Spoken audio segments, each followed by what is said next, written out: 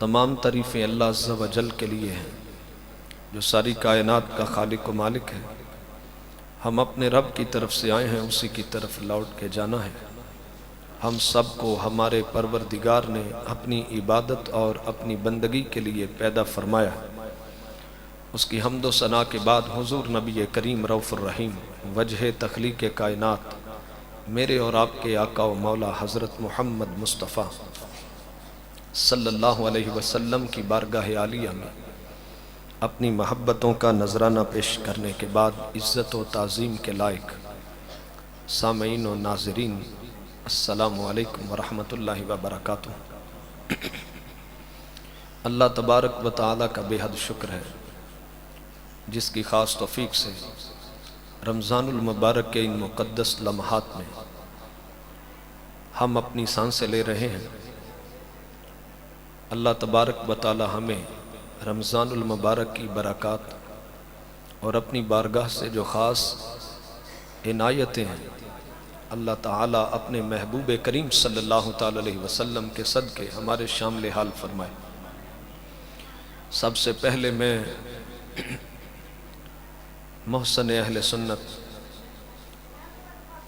اور بڑے ہی شفقت فرمانے والی ہستی جو کہ بظاہر ہمارے درمیان موجود نہیں، میری مراد استاذ العلماء علامہ قاری خاور حسین نقشبندی صاحب رحمۃ اللہ تعالی علیہ،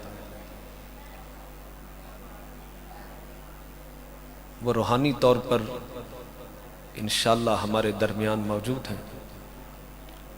اللہ تبارک و تعالیٰ ان کے درجات کو بلند فرمائے اور ان کی خدمات دینیہ کو اللہ تعالیٰ قبول فرما کے ان کے لیے درجات کی بلندی کا سبب بنا دے، اور ان کے وارثان کو رب ذوالجلال ان کے مشن اور انہی کے نظریے پہ اللہ تعالیٰ ہمیشہ قائم رکھے۔ ان کے برادر اصغر استاذ العلماء مجاہد اہل سنت علامہ قاری غلام مصطفیٰ اویسی صاحب زیدہ شرف ہو، جو مسند صدارت پہ جلوہ گر ہیں، اللہ تبارک و تعالی ان کی زندگی میں ان سے دین کا کام لے، اور اللہ تعالیٰ ان کے علوم و فیضان سے ایک جہان کو مستفیض فرمائے۔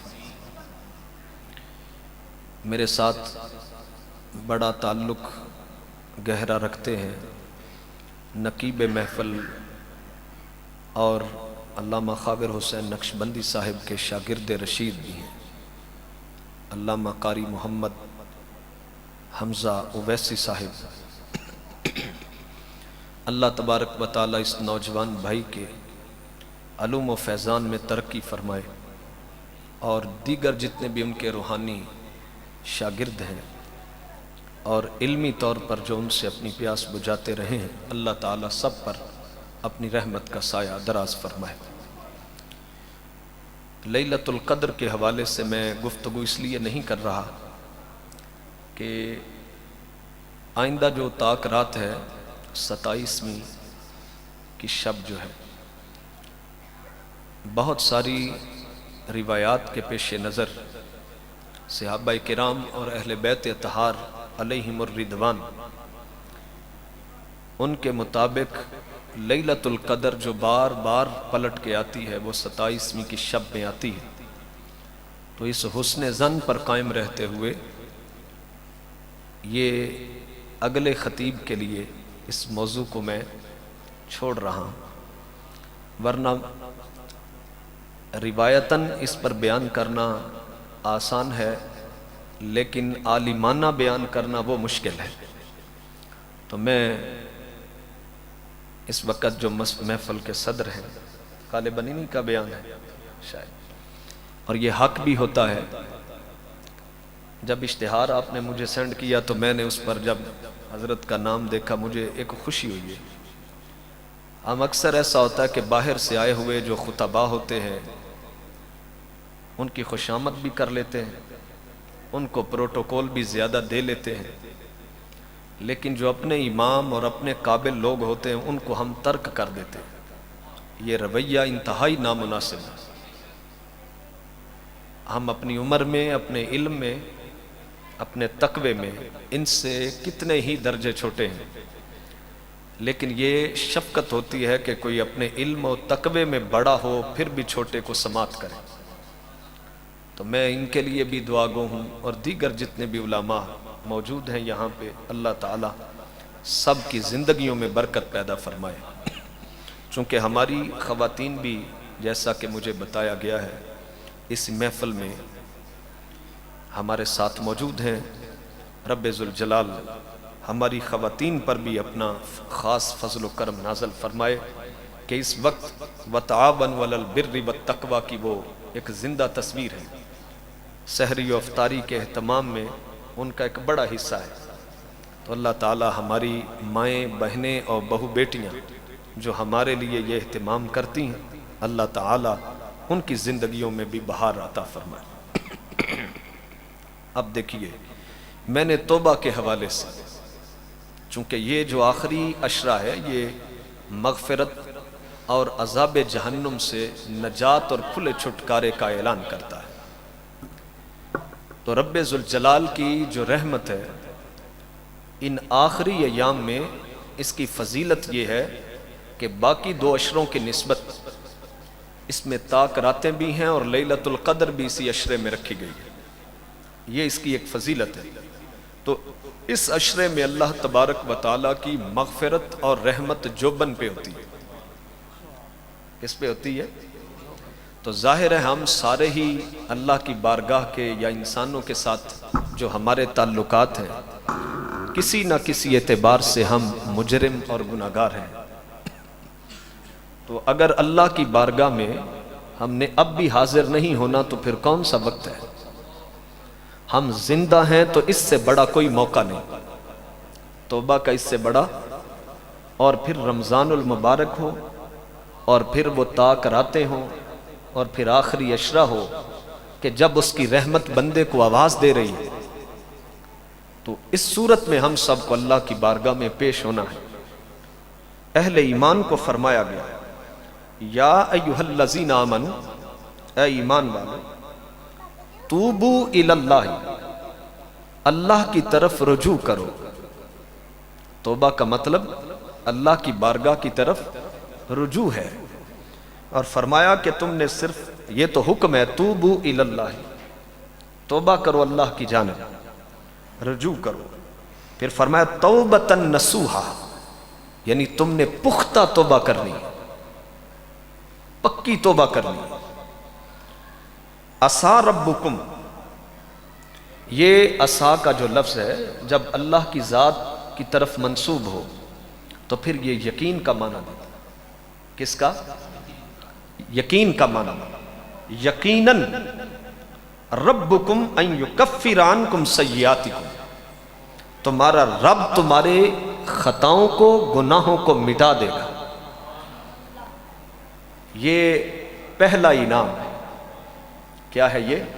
بلکہ اگر آپ یوں کہہ لیں کہ رب توبہ کا موقع دے تو یہ سب سے بڑی کرم نوازی ہے۔ ہر بندے کو توبہ کا موقع نہیں ملتا، اور نہ ہر بندہ توبہ کرتا ہے۔ ہمارے اکابر اور ہمارے علماء فرماتے ہیں کہ رب ذوالجلال نے جس گناہ کو معاف کرنا ہوتا ہے، یا جس بندے پر اس نے شفقت اور رحمت فرمانی، اس کے دل کے اندر یہ احساس پیدا کرتا ہے کہ تو گناہگار ہے۔ تو کیا ہے؟ گناہگار ہے، اور گناہگار کے دل میں وہ احساس پیدا کرتا ہے کہ تو میری بارگاہ کی طرف رجوع کر۔ اس سے بڑی کرم نوازی اور کیا ہو سکتی؟ دیکھیے، رات کو سارے سو جاتے ہیں، لیکن تہجد کے وقت وہ جس کو اٹھا لے اس سے وہ محبت کرتا ہے۔ روحیں کس کے قبضے میں؟ بولیں، مرد ہوں یا عورتیں ہوں، چونکہ ہماری خواتین بھی ساتھ شامل ہیں نا، ان کو بھی ہم نے یہ مخاطب کرنا ہے۔ روحیں مردوں کی ہو یا عورتوں کی، بچوں کی ہو بزرگوں کی ہو، کس کے قبضے میں؟ اس کے اختیار میں ہے نا۔ وہ چاہے تو روحیں لٹا دے، چاہے تو روحیں نہ لٹائے۔ لیکن ایک بندہ فجر بھی گزر جائے اور سویا رہے، کتنی بڑی بدبختی ہے اس کے لیے، بولیے بدبختی ہے نا۔ اور ایک بندے کو کمزور جسم کا ہے، بیمار ہے یا بزرگ ہے، سفید داڑھی ہے یا بزرگ خاتون ہے، تہجد کے وقت اس کو اٹھا کر وضو کروا کے مصلی پہ لے آئے، اپنے ایمان سے بتائیں اس سے بڑی کوئی اس کی کرم نوازی ہو سکتی ہے؟ اس سے بڑا کوئی پہلوان ہو سکتا ہے؟ پہلوانی جسموں کا نام نہیں ہے۔ آپ نے یہ حدیث بھی سنی ہوگی، میں مفہوم عرض کر دیتا ہوں۔ وہ پہلوان نہیں جو اپنے مد مقابل کو میدان میں پچھاڑ دے، پہلوان وہ ہے جو غصے پہ قابو کر لے۔ پہلوان ہے نا، چونکہ غصہ آتا ہے نفس کی وجہ سے، دشمن جو آپ کا خارجی دشمن ہے سامنے کھڑا جو نظر آ رہا ہے، اس دشمن کو پچھاڑ دینا یہ جسم کی طاقت ہے، لیکن ایک طاقت روح کی ہے، اور نفس بندے کو برائی پر اکساتا ہے۔ وَمَا أُبَرِّئُ نَفْسِي إِنَّ النَّفْسَ لَأَمَّارَةٌ بِالسُّوءِ، جو نفس امارہ ہے بندے کو برائی پر اکساتا ہے، بار بار بندے کو اکساتا ہے، بلکہ قرآن مجید میں فرمایا الشیطان یعیدکم الفقر، جو شیطان ہوتا ہے وہ بندے کو فقر کے وعدے دیتا ہے، وَيَأْمُرُكُمْ بِالْفَحْشَاءِ، اور وہ لوگوں کو گناہ کی تلقین کرتا ہے۔ کمثل الشیطان اذ قال للانسان اکفر فلما کفر قال انی بریء منک انی اخاف اللہ رب العالمین۔ سورۃ الحشر میں فرمایا کہ شیطان کی مثال تو اس طرح ہے کہ بندے کو کہتا ہے کہ وہ نافرمانی کرے، اور جب بندہ نافرمانی کر لیتا ہے تو شیطان چونکہ بے وفا ہے، با وفا نہیں ہے، وہ جب بندہ گناہ کر لیتا ہے اور اللہ کی حد کو پامال کر دیتا ہے یا بندوں کے ساتھ زیادتی کر لے، گناہ کر لے، تو پھر شیطان یہ کہتے ہوئے الگ ہو جاتا ہے مجھے جہنم کے پروردگار کا خوف ہے، گناہ کروا لیتا ہے، اور جب تک وہ گناہ کروانے بندے کو گناہ کروانے تک گناہ کو خوبصورت کر کے اس کے سامنے پیش کرتا رہتا ہے، اور بندہ گناہ کو خوبصورت سمجھتا ہے اور اس کو احساس دلاتا ہے کہ تو گناہ کر دے، اور اس کو توبہ کی امید پر اور پھر رحمت کی امید پر گناہ کرواتا ہے۔ امام غزالی فرماتے ہیں کہ نیکی یہ نہیں کہ بندہ گناہ اللہ کی رحمت پر یقین کرتے ہوئے کرے، یہ تو اس کی رحمت کی توہین ہے، بلکہ نیکی کرے اور اس کی رحمت پر یقین رکھے، جو نیکی کی ہے رب اس کو قبول کر لے۔ یعنی گناہ کر رہا ہے، رحمت پر امید ہے، کہا یہ اس کے رحمت کی توہین ہے کہ اس کی رحمت بندے کو گناہ کی طرف مائل تو نہیں کرتی، یہ تو شیطان کا کام ہے۔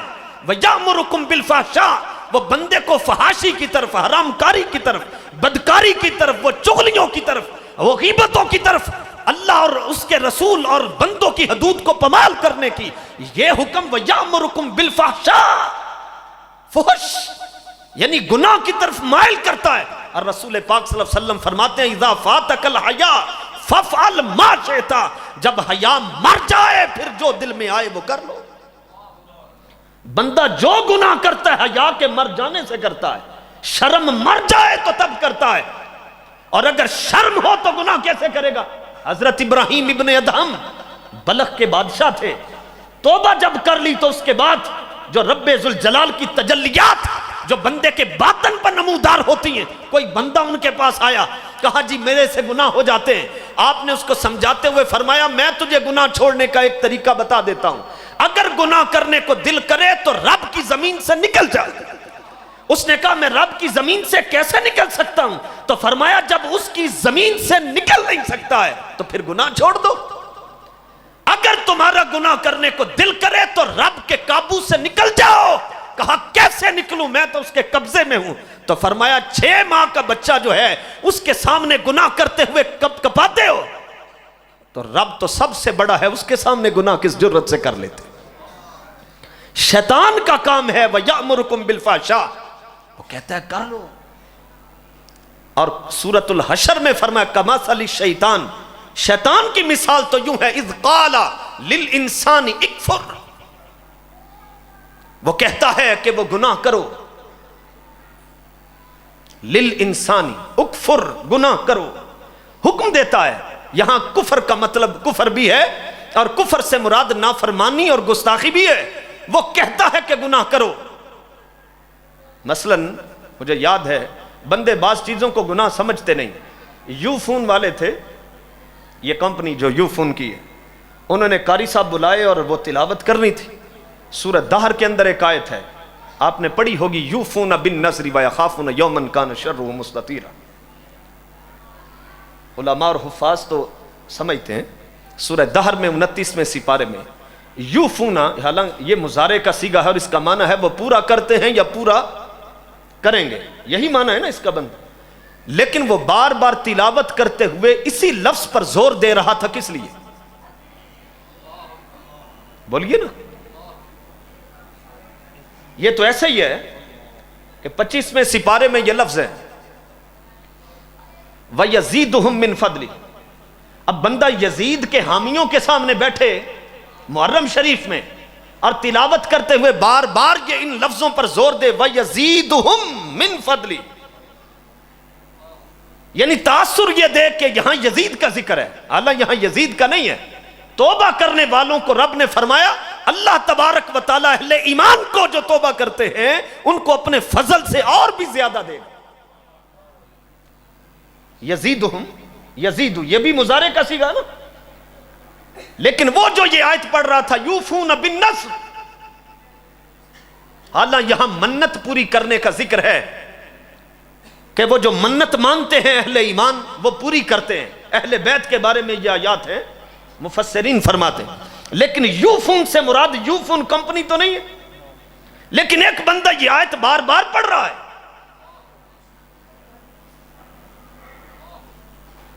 کتنا بڑا کفر ہے بولیے.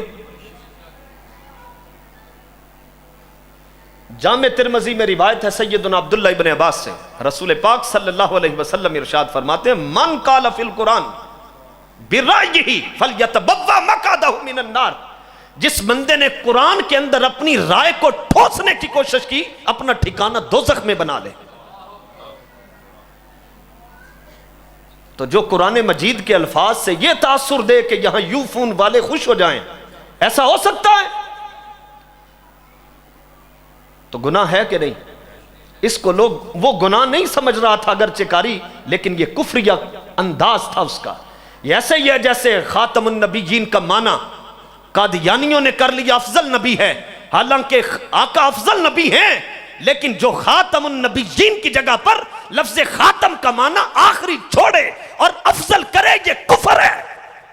اس لیے کہ جن کے سینہ اقدس پر قرآن نازل ہوا انہوں نے خاتم کا معنی آخری لیا ہے، لا نبی جبادی انہوں نے اس کا ترجمہ یہ کیا ہے، اور یہاں پر کوئی وہ چھوڑ کر یہاں افضل نبی کرے تو کفر ہے. کیونکہ جن کے سینے پر قرآن نازل ہوا رب ذوالجلال نے فرمایا ثم ان علینا بیانہ، محبوب جو قرآن نازل کیا ہے اس کو کھول کر بیان کرنا یہ بھی ہماری ذمہ داری ہے. اور ہم نے آپ کے سینے پر قرآن کو نازل کیا اور کھول دیا کہ اس کا مطلب کیا ہے. تو جب سرکار کے سینے پر قرآن کا یہ حصہ نازل ہوا وخاتم النبیین، تو سرکار نے اس کا مطلب کیا بیان کیا؟ یہی بیان کیا نا انا خاتم النبیین لا نبی بعد. وہی لفظ جو قرآن میں تھے وہی حدیث میں آئے انا خاتم النبیین، فرمایا میں خاتم النبیین ہوں. اگر اتنے لفظ فرما کے چپ ہو جاتے تو کوئی چور دروازے سے چور داخل ہو سکتا تھا، لیکن سرکار دو عالم صلی اللہ علیہ وسلم کی نگاہ قیامت تک کے ہر چور کو دیکھ رہی تھی. آپ نے خود بیان کر دیا کہ میرے امتیوں 14.5 صدیوں کا بعد ہو یا ابو بکر صدیق کا دور ہو اور قیامت تک جو بھی چور اس دروازے سے نکلنا چاہے گا میں اس کو ایسی کلہاڑی کے ساتھ اس کے پاؤں کاٹ دوں گا تاکہ اس دروازے سے کراس نہ ہو سکے. فرمایا انا خاتم النبیین لا نبی جبادی. فرمایا خاتم النبیین کا معنی افضل نبی بھی کریں گے اس لیے تاکہ وہ مرزے جیسی غلاظت کو اس دروازے سے نکالنا چاہیں گے، لیکن جان لو انا خاتم النبیین، ختم نبوت کا تاج میرے سر پہ رکھا ہے اور اس کا معنی یہ ہے لا نبی جبادی. اگر اس کا معنی یہ نہ ہوتا اور اس کا معنی افضل نبی ہوتا تو صدیق اکبر کو جنگ یمامہ لڑنے کی ضرورت اور حاجت کیا تھی. لیکن صحابہ کرام نے ایسا اجماع اس پر قائم کیا. ہم تو اپنے فتووں کے ساتھ، ہم تو اپنے دلائل کے ساتھ امت کا اجماع بتاتے ہیں. سب سے افضل اجماع صحابہ کرام کا ہے، اور صحابہ کرام نے عقیدہ ختم نبوت پر قلم کے ساتھ نہیں بلکہ تلوار کے ساتھ اجماع قائم کیا ہے، قیامت تک کے لیے فتویٰ دے دیا ان کی تلواروں نے، جو بھی ختم نبوت کی حدود کو پامال کرنا چاہے گا اس کا فیصلہ تلوار کے نیچے ہی ہو سکتا ہے۔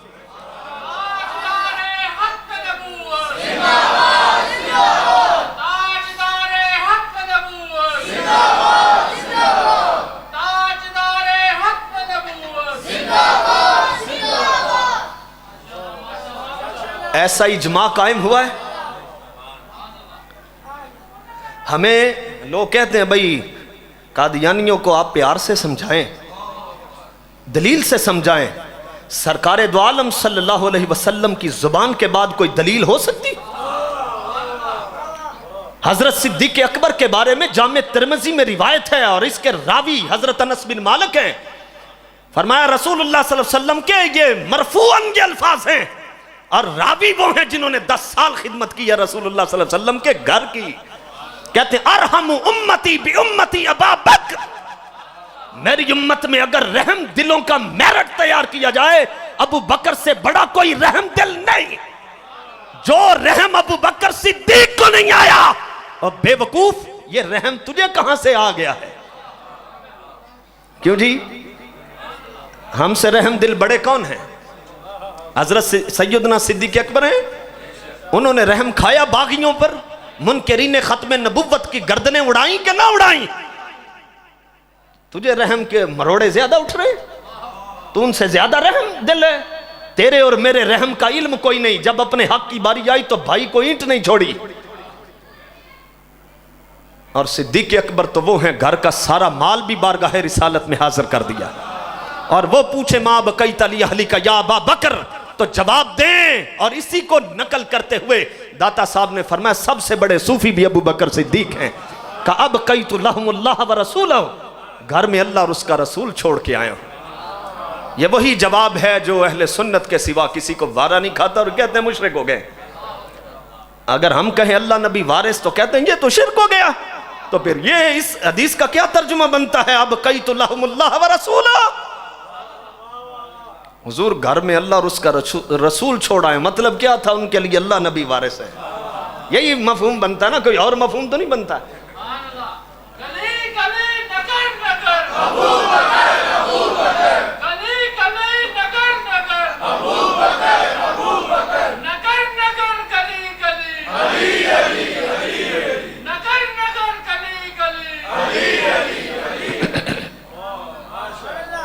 تو ہماری بات چونکہ ادھر نکل آئی تھوڑی سی، میں جو بات کرنا چاہ رہا تھا وہ یہ ہے کہ رب جب کوئی گناہ معاف کرنا چاہے تو بندے کے دل میں خود ہی ڈال دیتا ہے۔ اس سے بڑی کوئی رحمت ہو سکتی ہے؟ کسی بندے کو وہ احساس دے دے کہ تو لٹ گیا ہے، تیری تو دنیا اجڑی ہوئی ہے، اور جب احساس ہوتا ہے پھر آنکھوں سے آنسو رواں ہوتے ہیں اور سوچتا ہے یار مجھ سے یہ گناہ ہوا ہے، مہر لگ جائے تو اس سے بڑا عذاب کیا ہو سکتا ہے؟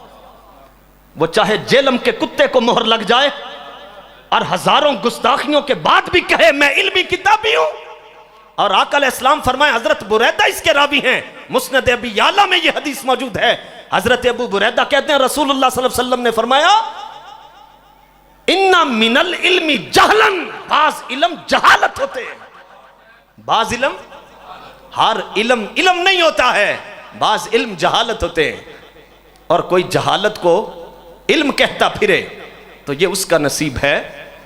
ہم اللہ سے پناہ مانگتے ہیں کہ وہ ہمیں مہر سے محفوظ کر لے۔ وہ یہودی کہتے تھے نا، اور بنی اسرائیل کے لوگ، وَقَالُوا قُلُوبُنَا غُلْف، کہنے لگے ہمارے دل جو ہیں وہ غلاف میں ہیں۔ چیز جب غلاف میں ہوتی ہے تو گرد و غبار سے محفوظ ہو جاتی ہے، ایسا ہوتا ہے نا، پھر غلاف کے اوپر تو گرد و غبار ہوتا ہے مگر اندر جو چیز ہوتی ہے وہ محفوظ ہو جاتی ہے، جب کور ہو جائے کوئی چیز تو اس پر۔ وہ بھی کہنے لگے یہودی اور عیسائی کہنے لگے کہ ہمیں یہ جو آخری پیغمبر دعویٰ کرتے ہیں یہ جو مرضی کرے، ہمارے دل محفوظ ہیں، لہٰذا ہم اپنی یہودیت عیسائیت چھوڑنے کے لیے تیار نہیں ہیں۔ قرآن مجید نے کیا کہا؟ فرمایا یہ کہتے ہیں ہمارے دل غلاف میں ہیں اور محفوظ ہیں، فرمایا بل لعنہم اللہ، یہ غلاف نہیں، یہ اللہ کی لعنت ہے ان پر، بکفرہم، ان کے کفر کی وجہ سے۔ یہ جو دل کے اندر احساس نہیں نہ پیدا ہو رہا، اتنے کالے ہو گئے ہیں کہ اندر سرکار کی گفتگو ان کے داخل نہیں ہو رہی، اس سے بڑا ان کے لیے عذاب کیا ہو سکتا ہے؟ علامہ اقبال کا ایک شعر بھی ہے کہ پھول کی پتی سے کٹ سکتا ہے ہیرے کا جگر، پر مرد ناداں پہ کلام نرم و نازک بے اثر۔ ہیرا اتنی ٹھوس چیز ہے، آری کے ساتھ کاٹیں تو وہ کٹتا نہیں، پھول کی پتی سے کٹ سکتا ہے؟ اقبال کہتے ہیں اس کو کاٹنا ہو تو ایک طریقہ ہے، پھول کی پتیوں کا رس نچوڑ کے ان کا عرق وہ برتن میں ڈال دو اور اس میں ہیرا رات کے وقت ڈال دو، صبح کو پھٹ جاتا ہے۔ کہتے ہیں اتنی ٹھوس چیز تھی کہ پھول کی پتی سے یعنی اس کے عرق کے ساتھ تو کٹ گئی، اور دیکھو تو صحیح زبان رسالت ہو اور ابو جہل کے دل پہ اثر نہ ہو تو یہ مصطفیٰ کریم کا اس میں کوئی قصور نہیں، یہ قصور تو ابو جہل کا ہے بدبخت کا کہ اس کے دل پہ اثر نہیں ہوا۔ اور اثر ہوتا کیسے؟ بل لعنہم اللہ، جب اللہ کسی کے دل پہ لعنت کر دے پھر اس کو نیکی بدی کا احساس نہیں رہتا، اس کو نیکی بدی کا احساس نہیں رہتا۔ میں اس پر آپ کو ایک بات کہنا چاہتا ہوں، شیخ جنید بغدادی رحمت اللہ تعالی علیہ، ان کے زمانے میں یہ خبر مشہور ہو گئی کہ ایک بہت بڑے عالم تھے، عیسائی ہو گئے۔ کیا ہوا ہے انہیں؟ عیسائی ہو گئے۔ اس وقت کے علماء بڑے پریشان ہوئے کہ اتنا بڑا صاحب علم ہے، کسی پادری سے مناظرہ کر کے ہار تو نہیں گیا، اور اس کی عیسائیت کا دین قبول کرنے پر مجبور ہو گیا۔ اس سے پوچھتے ہیں، جب وہ اس کے پاس گئے تو وہ اپنے گھر بیٹھا ہوا تھا، علماء اکٹھے ہو کے گئے نا، ان کو پوچھنے لگے اچھے بھلے سمجھدار آدمی ہو اور صاحب علم بھی ہو، عیسائیت کیسے قبول کر لی تمہارے ساتھ مسئلہ کیا ہوا؟ بندے اکثر یہ سوچتے ہیں جیسے حضرت نے اندر ہم بیٹھے تھے بڑی پیاری بات کی ہے، بندے جب نفس کو سمجھ لیتے ہیں نا یہی کافی ہے، پھر اللہ بندے کو نفس کے حوالے کر کے ذلیل کر دیتا۔ وَلَا تَكُونُوا كَالَّذِينَ نَسُوا اللَّهَ فَأَنسَاهُمْ أَنفُسَهُمْ، ان کی طرح نہ ہو جاؤ جنہوں نے اللہ کو بلا دیا پھر اللہ نے یہ سزا دی، ان کو ان کی جانوں سے بے خبر کر دیا۔ جب بندہ نفس کے ہتھے چڑھتا ہے پھر ذلیل ہو جاتا ہے۔ پڑھن دیوتے مان کری ناتے ناکھی میں پڑھیا، او جبار کہار صداوے متن روڑ دیوے دودھ کڑیا۔ کیسی بزرگوں نے تشبیہ دیا، بخاری شریف پڑھ لے، دودھ کی تعبیر آقا علیہ السلام نے علم سے لی ہے۔ جیسے فرمایا میں نے خواب میں دیکھا دودھ پیا، جو بچ گیا میں نے فاروق اعظم کو دے دی۔ آقا آپ نے اس سے کیا تعبیر لی؟ فرمایا علم دین مراد لیا۔ تو دیکھیں بزرگوں نے پنجابی میں تعبیر سمجھائی ہے، پڑھن دیوتے مان کری ناتے ناکھی میں پڑھیا، وہ جبار قہار صداوے۔ اگر وہ رحمان اور رحیم ہے تو جبار اور قہار بھی ہے، اگر وہ الرحمن الرحیم ہے تو مالک یوم الدین کا مالک بھی ہے۔ وہ جبار قہار صداوے متن روڑ دیوے دودھ کڑیا، یعنی بندہ عالم بھی ہو۔ بتائیں نا بلعم باورا کدھر گیا؟ وَاتْلُ عَلَيْهِمْ نَبَأَ الَّذِي آتَيْنَاهُ آيَاتِنَا فَانْسَلَخَ مِنْهَا، پہلے بتایا کہ ہم نے اس کو اپنی نشانیاں بیان دی تھی لیکن پھر وہ گمراہ ہو گیا۔ تو بڑے بڑے بندے جو گھڑ سواری کرتے ہیں علم کے میدان میں گمراہ ہو سکتے ہیں۔ راج کے دور میں تو رفظ نے کئیوں کو الٹا کر دیا ہے، یہ تو ہم اپنے زمانے میں دیکھ رہے ہیں۔ یقین کریں شیخ الاسلام کہلوانے والے، اپنے آپ کو لوگ ڈاکٹر اور پروفیسر کہلوا کر فخر کرنے والے بھی جب عیسائیوں کے سامنے بات کی تو پھسل گئے اور کہنے لگے جب ہم تقسیم کرتے ہیں بلیورز اینڈ نان بلیورز کی تو پھر عیسائیوں کی جو تقسیم ہے وہ بلیورز میں آتے ہیں، یہودی بلیورز میں آتے ہیں۔ اچھا آپ یہ کہیں کہ وہ بلیورز میں آئیں؟ بتائیں مجھے، سرکار کے بعد عیسائی اور یہودی بلیورز میں آتے ہیں یا نان بلیورز ہیں؟ بلیورز یقین کرنے والے، انہوں نے کوئی سرکار کا اقرار کیا ہے؟ عیسائیوں نے ہمارے آقا کی نبوت تسلیم کی، یہودیوں نے سورۃ الممتحنہ کی آیت کیا ہے پہلی؟ یا ایھا الذین آمنو، کن کو کہا ہے؟ او بلیورز، ہمیں کہا ہے نا، اے ایمان والو لا تتخذوا عدوی وعدوکم اولیاء، اے ایمان والو میرے دشمنوں کو اور اپنے دشمنوں کو دوست مت بناؤ. تلقون الیہم بالمودہ وقد کفروا بما جاءکم من الحق، تم ان سے محبت کی باتیں کرتے ہو حالانکہ وہ اس حق کا انکار کر چکے جو تمہارے پروردگار کی طرف سے آیا ہے. کیا وہ قرآن کو مانتے ہیں؟ تو پھر مسلمان ہیں، بلیورز ہیں. ٹھہریں ذرا، میں آپ کو آیت ہی پڑھ کر سنا دے. حالانکہ میں حافظ ہوں بڑا پکا اللہ کے فضل سے، لیکن میری مجبوری ہے، میں دور حاضر کے مطابق ایک نفسیاتی علاج بھی تو کرنا ہے. یہ کتاب ہی ہے نا کیوں جی، کتابی فتنہ بھی تو رد کرنا ہے نا. یہ ہمارے سامنے قرآن پڑھا، کسی علمی کتابی کو اگر مروڑا پڑے تو ہمارے پاس اس کا علاج ہے. باقی جو ایمان ہے وہ تو اللہ کی دین ہے. کیوں جی، وہ ہمارے قبضے میں نہیں ہے. وہ کس کے قبضے میں؟ ہمارا کام ہے دلیل دینا. اگر تمہیں دلیل سمجھنا ہے تو پھر سن، رسول پاک صلی اللہ علیہ وسلم سے بڑھ کر دلیل دینے والا کوئی نہیں تھا. اور ابو جہل بھی پڑھا لکھا آدمی تھا لیکن دلیل اثر نہیں کر سکی. یاد رکھ لیں، داتا صاحب فرماتے ہیں جو دین اور ایمان ہے نہ تو علم کے ساتھ ملتا ہے ورنہ سارے جاہل بے دین ہو جاتے، اور نہ ہی وہ پیسے کے ساتھ ملتا ہے ورنہ غریب سارے بے ایمان مر جاتے، اور دین اور ایمان نہ عقل کے ساتھ ملتا ہے ورنہ سارے بے عقل بے دین مر جاتے. فرماتے ہیں نہ علم ہے دلیل ایمان کے لیے، نہ عقل ہے، نہ پیسہ ہے، نہ بادشاہت ہے، نہ سلطنت ہے. اگر کسی کو ایمان ملتا ہے تو فضل الہی سے ملتا ہے.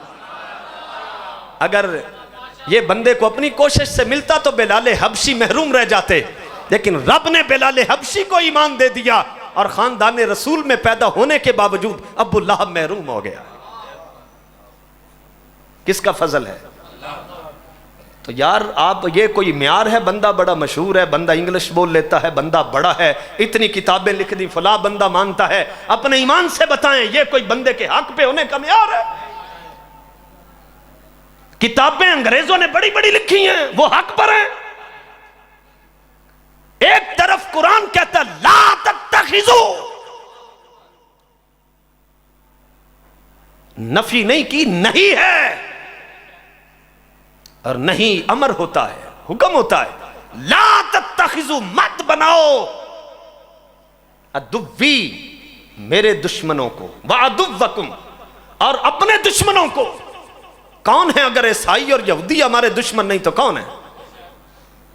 بولو بھائی، عیسائی دشمن کوئی نہیں تو پھر ٹرمپ نے کیا حال کیا؟ اگر یہودی دشمن نہیں تو نیتن یاہو جیسا غدار اور انسانیت کا دشمن. آپ مجھے یہ بتائیں یہ دوست ہو سکتے ہیں؟ جب قرآن کہتا ہے یا ایھا الذین آمنوا لا تتخذوا اليہود والنصارى اولیاء بعضهم اولیاء بعض، فرمایا آپس میں دوست ہیں، تمہارے دوست نہیں ہو سکتے. نصارہ سے مراد ٹرمپ ہے اور یہود سے مراد نیتن یاہو ہے. قرآن کہتا ہے، اور اگر یہاں پہ آ کے ذاکر نائک یہ گپ مار دے نہیں نہیں نہیں قرآن نے روکا تو نہیں، تو پھر قرآن کی ماننی ہے یا ذاکر کی ماننی؟ بتاؤ مجھے. اگر آپ کہیں تو میں رسول پاک صلی اللہ علیہ وسلم کی حدیث سنا دوں. بڑے آقا ہیں، اور کتنے بڑے ہیں؟ ہم تو چھوٹے چھوٹے غلام ہیں نا ان کے دین کے، ہم تو چھوٹے چھوٹے ہیں. جو ہم سے بڑے تھے یعنی حضرت عباس ابن عبد المطلب، حضرت ابن رزین پوچھتے ہیں قیل علی عباس ابن عبد المطلب، حضرت عباس بن عبد المطلب سرکار کے سگے چچا ہیں. ان سے پوچھا گیا ایما اکبر انت ام النبی صلی اللہ علیہ وسلم، اے عباس ابن عبد المطلب، حالانکہ پوچھنے والا بھی عقل مند تھا، اس کو یہ پتا تھا کہ یہ چچا ہیں. پوچھا آپ بڑے ہیں یا رسول اللہ بڑے ہیں؟ انہوں نے کہا ہوا اکبر منی وانا ولدت قبلہ، کہا بڑے وہی ہیں، میں بس پیدا پہلے ہو گیا. کیسا جواب ہے؟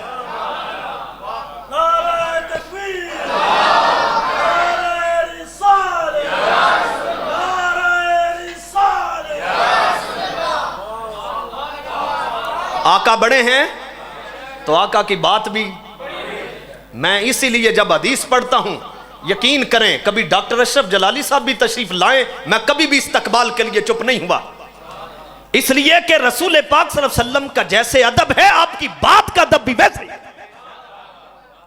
حدیث کا ادب ہی یہ ہے جب حدیث پڑھی جائے پھر سروں پہ پرندے بیٹھ جائیں۔ یہ سنیوں نے بیڑا غرق اپنا ویسے ہی کر لیا ہے کہ جب حدیث پڑھی جا رہی ہوتی ہے، کوئی عالم گفتگو کر رہا ہوتا ہے تو پیر سارے مجمع کا بیڑا غرق کر کے کرسی پہ آ بیٹھتے ہیں۔ اور دیوبندی اور وہابیوں کے مجمع بھی دیکھ لیں، جھوٹے مقدمے لے کے وکیل ان کے بیٹھے ہیں، جھوٹا مقدمہ بھی اتنی چالاکی سے پیش کرتے ہیں کہ ان کے بڑے سے بڑا مفتی بھی آ جائے تو تقریر نہیں چھوڑتے۔ لوگ ان کے اس ظاہری نفسیاتی مسئلے سے متاثر ہو کر ان کی طرف چلے گئے۔ کیوں بھائی؟ آقا بڑے ہیں، ان کی بات بھی، پھر ان کی بات سنا دوں، پھر کوئی پروفیسر ہو یا ڈاکٹر اس کی بات ماننی ہے یا فرمان رسالت؟ مسلم شریف کی حدیث ہے، اور حدیث کے راوی کون ہیں؟ سیدنا حضرت ابو ہریرہ رضی اللہ تعالیٰ عنہ کہتے ہیں قال رسول اللہ صلی اللہ علیہ وسلم والذی نفس محمد بیدہ، رسول پاک صلی اللہ علیہ وسلم نے ارشاد فرمایا کہ قسم ہے مجھے اپنے پروردگار کی جس کے قبضہ قدرت میں میری جان ہے۔ کیا آگے کیا فرمایا؟ قسم اٹھا کے، لا یسمع بی احد من هذه الامہ یہودی ولا نصرانی ثم یموت ولم یؤمن بالذی ارسلت به الا کان من اصحاب النار۔ فرمایا سنو، اس امت میں کوئی یہودی یا عیسائی مر جائے اس حالت میں کہ مجھ پر جو نازل کیا گیا اس پر ایمان نہیں تو وہ جہنمی ہے۔ اب بتائیں مجھے سرکار نے کیا فرمایا؟ یہ بلیورز ہیں یا نان بلیورز ہیں؟ کیا فرمایا؟ نان بلیورز ہیں۔ تو پھر آپ خوش آمد کیوں کرتے ہیں؟ وَلَن تَرْضَ عَنْكَ الْيَهُودُ وَلَا النَّصَارَىٰ حَتَّىٰ تَتَّبِعَ مِلَّتَهُمْ۔ فرمایا یہودی اور عیسائی ایسی بےہودہ قومیں ہیں، یہ تم سے کبھی راضی نہیں ہو سکتے۔ ان کو راضی کرنے کا ایک ہی طریقہ ہے، آپ ان کو رشتے دے لو وہ خوش نہیں ہوں گے، ان کو جہاز دے لو خوش نہیں ہوں گے، فلسطین کا حصہ غزہ ان کو دے دو خوش نہیں ہوں گے، جو مرضی کر لو، یہ لال چمڑی والے کافر تم سے خوش نہیں ہو سکتے۔ انہیں خوش کرنے کا ایک ہی طریقہ ہے، تم اپنا دین بدل کے یہودی عیسائی ہو جاؤ تو خوش۔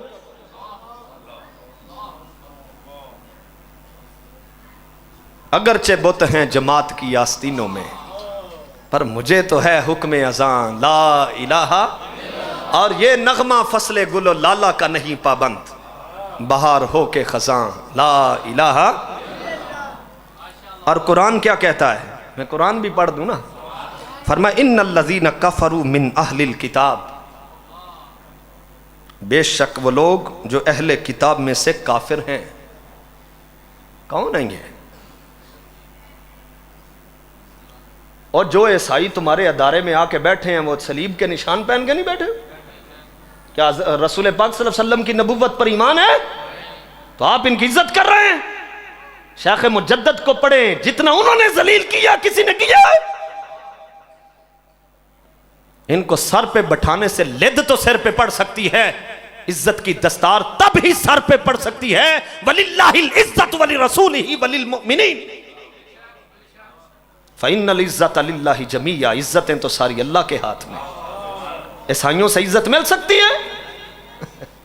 فرمایا ان الذین کفروا من اہل الکتاب، اہل کتاب میں سے جو کافر ہیں، والمشرکین، اور جو مشرک ہیں، فی نار جہنم، یہ جہنم کی آگ میں جائیں گے، خالدین فیہا، اور اس میں ہمیشہ رہیں گے۔ کیوں؟ اولئک ہم شر البریات، یہ سب سے بدترین مخلوق ہے۔ قرآن کہہ رہا تم انسانیت کی باتیں کرتے ہو، قرآن کہتا ہے یہ شر البریات، مخلوق رب کی ہے نا، تو جس نے مخلوق یہود و نصارہ جیسی بنائی وہ کہہ رہا کہ یہ بدترین مخلوق ہے، اور تم کہتے ہیں انسانیت ہے۔ ان الانسان لفی خسر، فرمایا انسانیت خسارے میں ہے۔ عزت پانا چاہتی ہے تو اس کا ایک ہی طریقہ ہے الا الذین آمنوا وعملوا الصالحات، ایمان لے آئیں تو پھر عزت والے ہیں۔ کیوں جی؟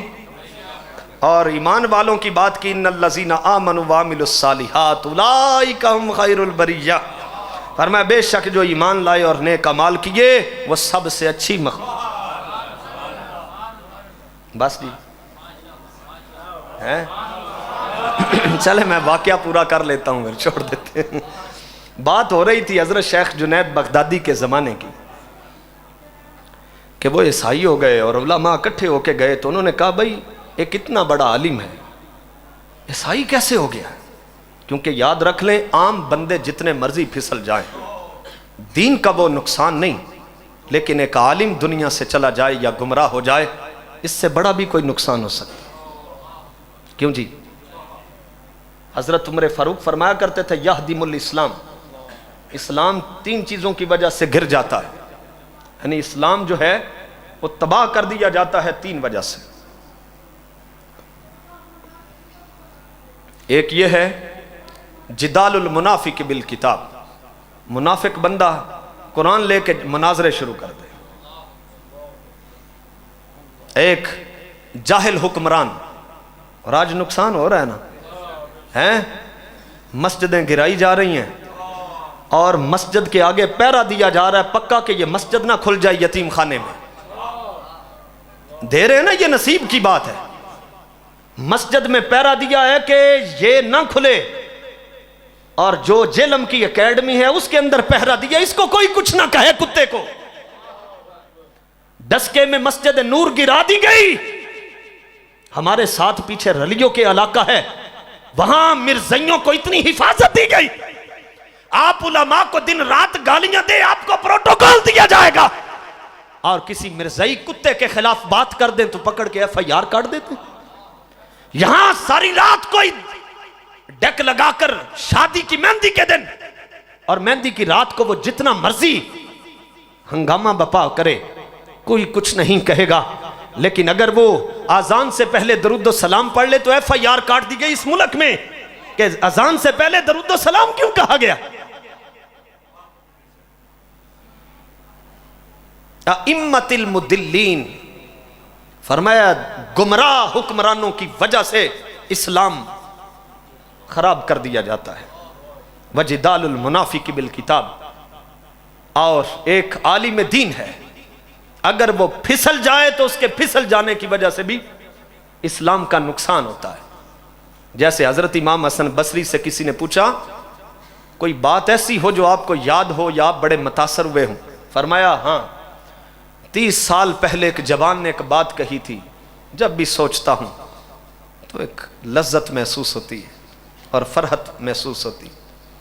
انہوں نے کہا پھر ہمیں بھی بتائیں۔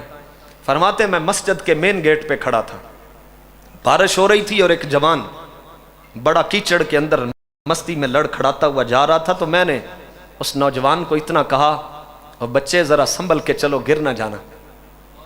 کہتے ہیں وہ ہے تو دنیا دار تھا مگر اس نے جو بات کہی وہ سونے کے پانی سے بھی لکھیں تو حق ادا نہیں ہوتا۔ مجھے کہنے لگا حضرت میری فکر نہ کریں، اپنی کریں، میں گرا تو اکیلا ہی گروں گا، آپ گر گئے تو آپ کے ساتھ ساری قوم گر جائے۔ یہ تھا اس وقت کے لوگوں کا ایمان۔ اب ایسے ایسے بجو تیار ہو گئے ہیں، نام عبداللہ اور عبد الرحمن ہیں، مگر اپنے علماء کو گالیاں دیتے ہیں۔ ذرا سوچے قبر میں آپ کی حالت کیا ہے۔ نبیوں کے بعد سب سے اونچا مقام جن کا ہے، نبیوں کے بعد وہ علماء کا ہے۔ کن کا مقام اونچا ہے؟ یہ ذہن میں رکھ لیں۔ قادیانیوں کی، ملحدین کی اور کافروں کی فیس بکوں پر ناجائز آئیڈیاں بنی ہوئی ہیں، کسی نے نام عبداللہ رکھ لیا، کسی نے توحید نام رکھ لیا، پیج بنائے ہوئے ہیں اور علماء کے خلاف مواد ڈال رہے ہیں، اور ہمارے بجو جو ہیں وہ پیچھے پیچھے کوئی کمنٹ دے رہا ہے، کوئی لائک کر رہا ہے۔ تمہارے ہاتھوں سے بھی سوال ہونا ہے، تمہارے لائک، کمنٹ اور شیئرنگ کے بارے میں پوچھا جائے گا۔ تم نے اس ہاتھ پر جو ایک علماء کے خلاف قادیانی نے پیج بنا کر ایک پوسٹ کی تھی تو تم نے اس پر لائک کیوں کیا تھا؟ اچھا مولوی ایسے ہوتے؟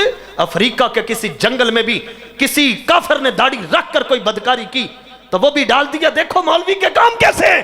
ہاں جو غلط ہے، غلطی پر اسلام نے حدود و قیود مقرر کی ہیں، اس کو کیفر کردار تک پہنچانا یہ اسلام کو مطلوب ہے، لیکن آپ اس کی زد میں سب کو رگڑا لگائیں تو یہ کہاں کا انصاف ہے؟ اس دور میں تو سگے باپ نے بیٹیوں کی عزت برباد کی، تو کیا سارے باپ ایسے ہیں؟ میں خود 2 بیٹیوں کا باپ ہوں، لیکن خدا کی عزت کی قسم یہ فعل سوچنا تو ایمان کی توہین ہے۔ اور ہم تو اپنی بیٹیوں کو جگر کے ٹکڑے مانتے ہیں، اور اپنی بیٹیوں کے لیے جن کی کمر کو خم آیا، جس باپ نے داڑھی سفید کر لی مزدوری کرتے ہوئے، اور اس نے بیٹیاں پیدا کی مگر اس کے ماتھے پہ بل نہ آیا، وہ صبح و شام کالج یونیورسٹیوں میں بچیوں کو لینے جاتا رہا، ان کے اخراجات برداشت کیے، ان کی شادیاں کی، ان کے جہیز بنائے کہ بچیوں کے فرنیچر کی پالش اتر گئی، لیکن باپ کے سر سے قرضہ نہ اتر سکا۔ ایسے باپ کو کون گالی دے گا؟ ایک گندے باپ کی وجہ سے کون دوسرے کو گالی دے گا؟ اگر کسی کا علم اس پہ الٹا پڑا اور اس نے اس عالم کی عقل مار دی، اس کی وجہ سے سارے عالم کیسے گندے ہو سکتے ہیں؟ خدا کی عزت کی قسم، جب قرآن کہتا ہے انما یخشی اللہ من عبادہ العلماء، رب سے سب سے زیادہ ڈرنے والے علماء ہیں، تو تم علماء کو گالیاں کیسے دے سکتے ہو؟ فرمایا ہمارے قرآن کو سب سے زیادہ سمجھنے والے اہل علم ہیں، تو جب قرآن عالم سمجھتے ہیں اور تمہیں کہا گیا فَاسْأَلُوا أَهْلَ الذِّكْرِ إِن كُنتُمْ لَا تَعْلَمُونَ، اے نہ جاننے والو جاننے والے سے جا کے مسئلہ پوچھو، تو تم علماء کو گالیاں کس پاداش میں دیتے ہو؟ بتائیں مجھے۔ یہاں کسی سید کی توہین ہو جائے تو سارے اٹھ کے کھڑے ہو جاتے ہیں، ہونا بھی چاہیے کہ تیری نسل پاک میں ہے، بچہ نور کا۔ لیکن ہم نے تو اپنے دور میں بڑے بڑے چنگڑ دیکھے سید بن گئے، بڑے بڑے قصائیوں کو دیکھا سادات میں سے بن گئے، لیکن جو صحیح النسب سید زادے ہیں ان کی توہین ہمارے نزدیک کفر ہے، لیکن جو صحیح عقیدے کا عالم ہو اس کی توہین کفر نہیں؟ بتائیں بھائی، دلیل سمجھ میں آئے تو کوئی بھی آ سکتی ہے۔ میں گجرانوالہ میں جمعہ پڑھاتا تھا تو یقین کریں گے میرے ہاتھ میں قرآن مجید ہے، ایک بندہ جو ہے وہ کہنے لگا کہ میرے پاس چٹ بھیجی، میں نے کہا چٹ کا جواب سعید اسد صاحب نے ہمیں بتایا کہ کیسے دینا، مجھے کیا پتا، کھڑا ہو جس نے یہ سوال کیا جمعے میں، اور رسول پاک صلی اللہ علیہ وسلم کے علم غیب پر ایک بات کی، وہ 70 کاریوں کو قتل کرنے والی، اور کہتا ہے کہ رسول اللہ صلی اللہ علیہ وسلم کو علم ہوتا تو سرکار کیوں بیچتے؟ میں نے اس کو کہا ٹھیک ہے اس کا جواب مل جاتا ہے، ہمیں صرف یہ بتاؤ نبیوں کو شہید کیا گیا کہ نہیں؟ کہتا کیا ہے۔ تو میں نے کہا اگر تمہارا الزامی طور پر جواب دینا ہو تو مطلب یہ ہے اگر رب کو علم ہوتا تو نبی بھیجتا ہی نہ، جواب پھر یہی بنتا نا جس طرح کو اس نے کیا۔ میں نے کہا اصل میں مسئلہ یہ ہے، تم یہ بتاؤ میرے پاس کتنا علم ہے؟ کہتا مجھے کیا پتا ہے، آپ بھی تو بیٹھے ہیں نا، آپ قابل عزت ہیں، بتائیں میرے پاس کتنا علم ہے؟ کوئی بتا سکتا ہے؟ اتنی صدیوں کے بعد علماء کے خادم اور رسول اللہ صلی اللہ علیہ وسلم کے غلام کے علم کو نہیں آپ جان سکتے، تو پھر مصطفیٰ کریم صلی اللہ تعالی علیہ وسلم کا علم جو ہے وہ اولین و آخرین سے بڑا ہی ہے۔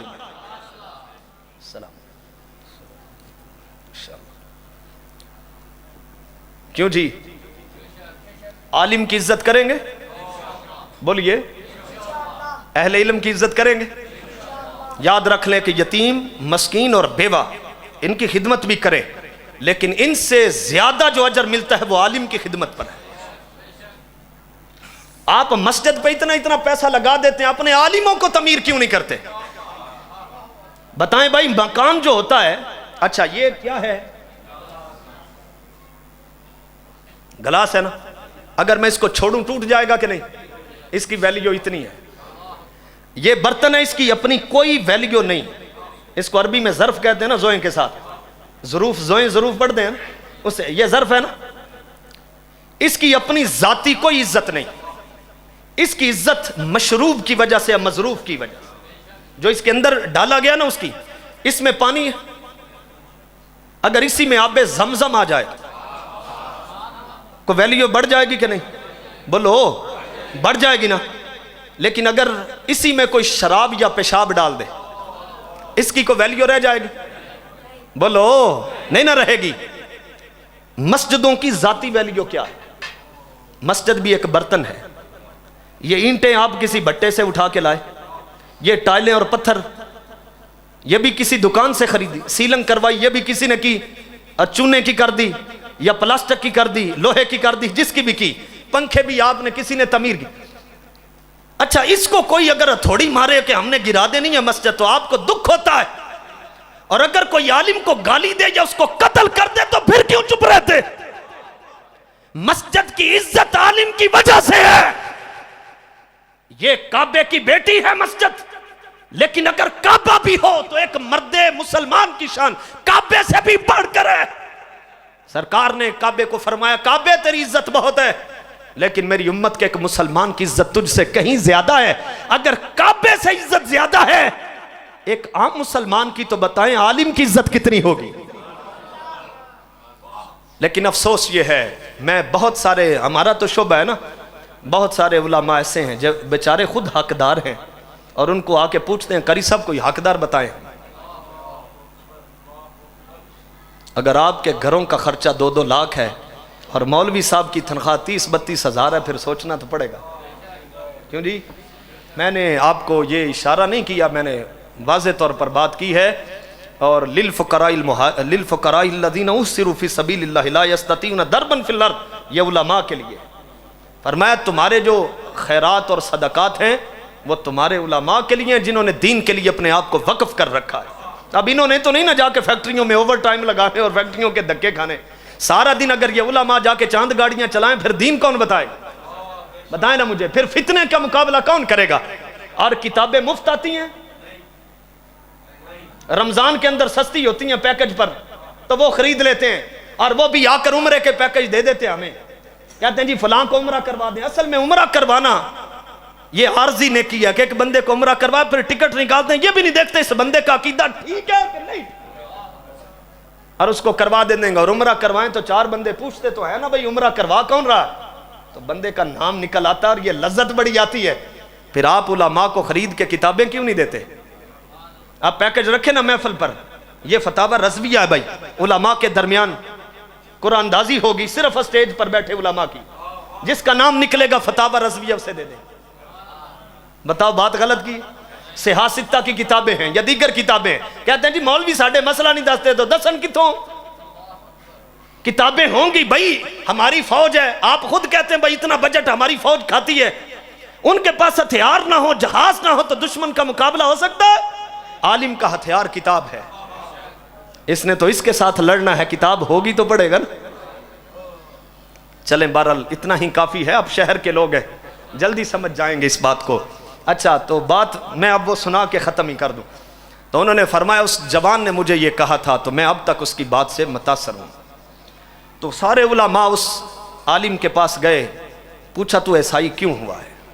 وہ کہنے لگا جی عیسائی ہونے کی وجہ یہ ہے کہ مجھے کسی پادری نے عیسائی نہیں کیا۔ سردیوں کی راتیں تھیں، میں کنویں سے وضو کر کے تو میں مسجد میں آیا، پانی بڑا ٹھنڈا تھا، میں وضو کر کے بالآخر آ گیا، اور ادھر تکبیر کہہ دی گئی اور نماز عشاء پڑھانے کے لیے میں مصلی پہ کھڑا ہو گیا۔ کہتا ہے جیسے میں نے اللہ اکبر کے لیے ہاتھ اٹھائے میرا وضو خارج ہو گیا۔ جب میرا وضو ٹوٹ گیا تو تکبیر بھی تو ہو چکی تھی، میں نے سوچا اگر یہاں سے اب دوبارہ گیا نا وضو کرنے کنویں پہ تو یہ تو انتظار ہی نہیں کریں گے۔ وہ الگ بات ہے میرج حال میں انتظار کر لیتے ہیں، مسجد میں ہی کوئی نہیں ہوتا۔ ایک تو یہ پریشانی تھی، دوسری پریشانی یہ تھی کہ ٹھنڈ بھی بڑی ہے، تب کہاں جاؤں؟ بس میں نے ایک دم ہاتھ اٹھائے ہوئے تھے، اللہ اکبر کر کے نماز شروع کر بے وضوئی۔ کہتا ہے دوران نماز میرا دل ڈرنے لگا کہ کہیں اللہ کے قہر کا کوڑا نہ مجھ پہ برس جائے، کہ میں مصلی رسول پہ کھڑا ہوں اور رب کی عبادت کا مذاق اڑا رہا ہوں، لوگوں کی نمازوں کو خراب کر رہا ہوں۔ بس وہ ساری نماز گزر گئی، مجھے کچھ نہ ہوا۔ دوسرے دن میرے دل کے اندر دلیری آ گئی، ظاہر ہے چھوٹی چوری بڑی چوری کی طرف لے کے جاتا۔ میں نے اگلے دن قصداً ایسا کیا، آہستہ آہستہ یہ میری عادت ہو گئی۔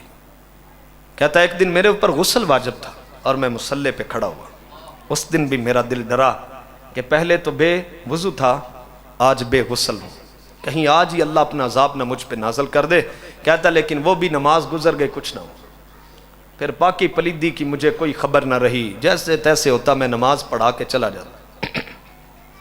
ایک دن میں اپنے گھر بیٹھا سوچ رہا تھا اگر یہ دین سچا ہوتا تو جتنا میں نے نمازوں کا مذاق بنایا ہے، مصلی رسول کی توہین کی ہے، لازم تھا کہ مجھ پر کوئی عذاب نازل ہو جاتا، تو مجھے تو وہی کچھ نہیں، لہٰذا میں نے سوچا یہ دین سچا نہیں، میں نے یہ دین ہی چھوڑ دی۔ وہ جو علماء آئے تھے نا، ان میں سے ایک بزرگ کی چیخ نکل گئی، کہا بے وقوف تو عذاب کس کو سمجھتا ہے؟ عذاب یہ تھا کہ مسلح پہ تیری بوٹیاں کر دی جاتی، چھت ٹوٹ کے تجھ پہ گر جاتی، تیری ٹانگیں توڑ دی جاتی یا تیرے بچے اور بیوی یہ مر جاتے، تیرا کاروبار تباہ ہو جاتا، تو عذاب اس کو سمجھتا ہے؟ اور نادان، اس سے بڑا عذاب کیا ہو سکتا ہے کہ اس نے اپنا دین ہی تجھ سے چھین لیا ہے۔ تو سمجھتا ہے مجھے ہوا ہی کچھ نہیں، اس نے تو تیرا چھوڑا ہی کچھ نہیں۔ پانی پرن سہیلیاں تے رنگا رنگ کڑے، پرے اس دا ہی جانیے جدا توڑ چڑھے۔ تو کوشش کریں اتنے آگے نہ جائیں، واپس پلٹنا۔ سفر جتنا لمبا ہوتا ہے نا، آپ یہاں سے نیکے پورے کے یہ پل تک جائیں تو واپس کتنی دیر میں پلٹیں گے؟ 2 منٹ میں، 3 منٹ میں واپس آ جائیں گے، 5 میں آ جائیں گے۔ لیکن آپ حاجی پورے چلے جائیں، پھر آگے چلے جائیں موترے ڈس کے لاہور، جتنا دور جائیں گے واپسی بھی، پھر یار اتنی دور تو نہ جائیں۔ رحمت برس رہی ہے نا اس کی، اس کے سامنے اپنے دامن پھیلا دیں، معافی مانگیں، تمہارا رب بخشنے والا ہے اور مہربان ہے۔ جو بندوں کو یوں پکارے یا ایھا الانسان ما غرک بربک الکریم، اے انسان تجھے تیرے کریم رب سے کس نے غافل کیا؟ پھر بندے کو یہ چاہیے کہ وہ اپنے کریم رب کے پاس آ جائے۔ ورنہ آپ ذرا نظر دوڑا لیں، پچھلے رمضان المبارک میں کتنے لوگ تھے جو اس وقت قبر میں ہیں؟ اگر ان کی جگہ پہ ہم ہوتے تو پھر؟ سلطان باہو فرماتے ہیں جیوندے کی جانن سار مویاں دی سو جان دا جو مردہ تے قبراں دے وچ ان نہ پانی اوتھے خرچ لوڑیندا گھر دا تے ایک بھی چھوڑا ماں پیو پائیاں تے دوجا عذاب قبر دا تے واہ نصیب تناں دے باہو جیڑا وچ حیاتی مردا۔ اللہ تعالی میرے اور آپ کے ایمان کی حفاظت کرے، اور جو کچھ بھی ہم نے سنا سنایا اللہ تعالیٰ اس پہ عمل کی توفیق بھی عطا فرمائے۔ وآخر دعوانا الحمدللہ۔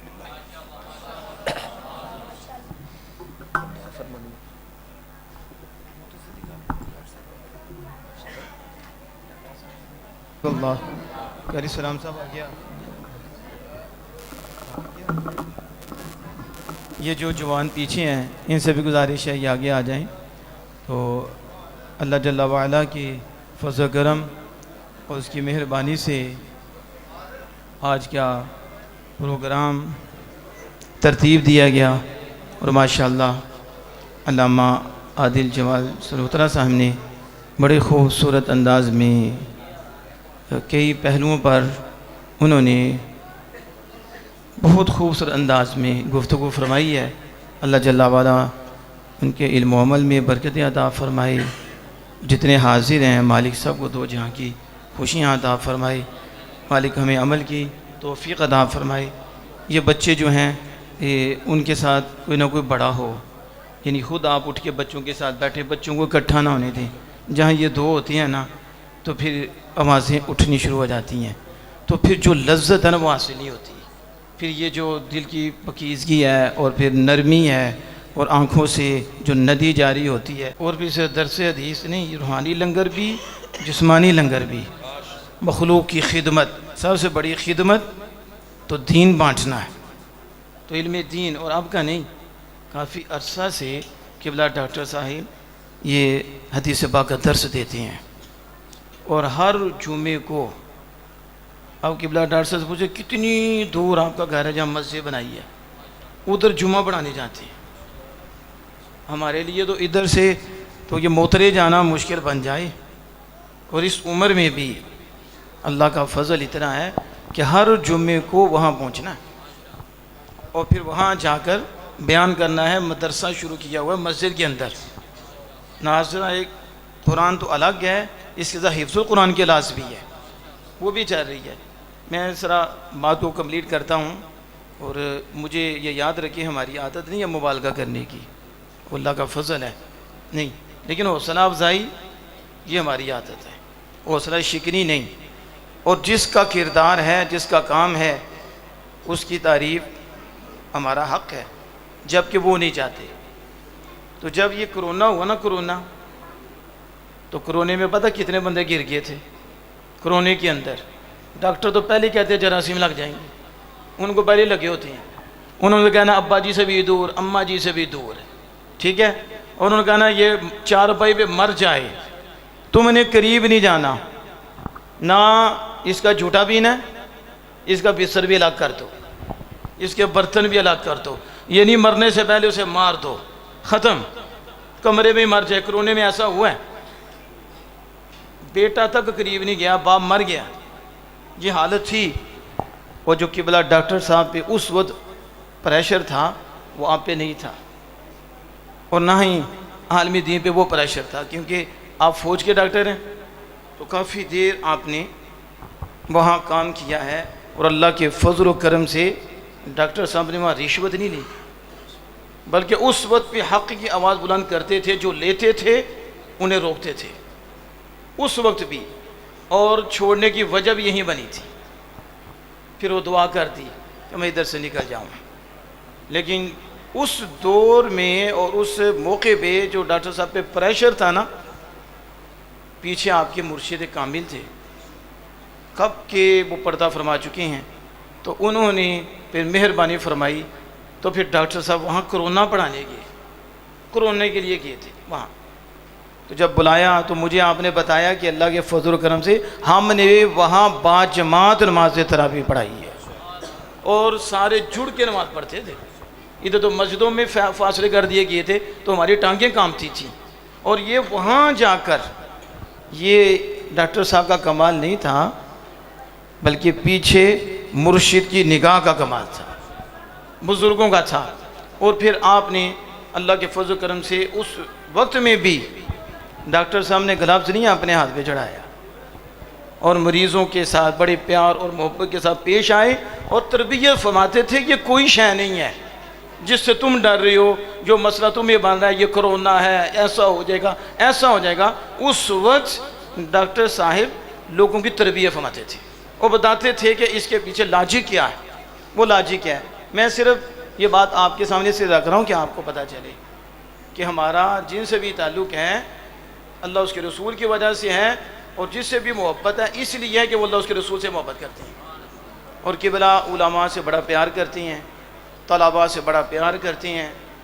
جب بھی ہمارے ساتھ کوئی ساتھی کیا ہے، وہ کوئی عالم دین چاہتے ہیں، وہ طلباء چاہتے ہیں ہمارے ساتھ، جتنا بھی علاج کرتے ہیں نا، ایک چار آنے نے بھی نہیں، مٹیریل تک بھی نہیں، اللہ کس وجہ سے؟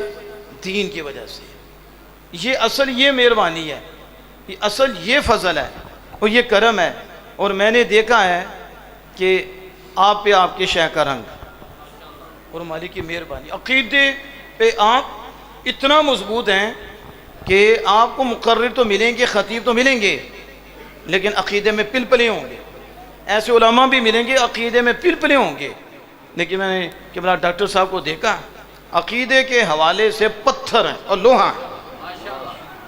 قادیانی کی کیا مجال ہے، ادھر آئے دکان پہ، یہ اللہ کا فضل ہے۔ تو اس لیے میں نے یہ چند باتیں آپ کے سامنے رکھی ہیں کہ اصل فضل یہ نہیں ہے کہ بندے کو ڈگری مل جائے، یہ مل جائے، اصل فضل یہ ہے کہ بندے کو اللہ اس کے رسول کا پیار مل جائے، اور اس کے اوپر دوام مل جائے، علماء کرام کی محبت مل جائے، اور دین کی محبت مل جائے، اور مخلوق کے ساتھ خدمت کا یہ جو شعبہ ہے اللہ عز و جل وہ دولت اسے عطا فرماتے۔ اب میں آپ کو عرض کرتا ہوں کہ آپ اپنے انداز کے ساتھ یہ ذکر کرائیں گے، مختصر سا ذکر ہوگا، پھر اس کے بعد آپ دعا فرمائیں گے، تو انشاءاللہ تعالی ضرور آپ مسرور ہوں گے، اور ضرور مجھے امید ہے کہ اللہ پاک ہمارے کی دل کی تختیوں کو روشن فرمائے گا، اور ہمیں بخشش کا ذریعہ نصیب ہو جائے گا۔ اللہ عز و جل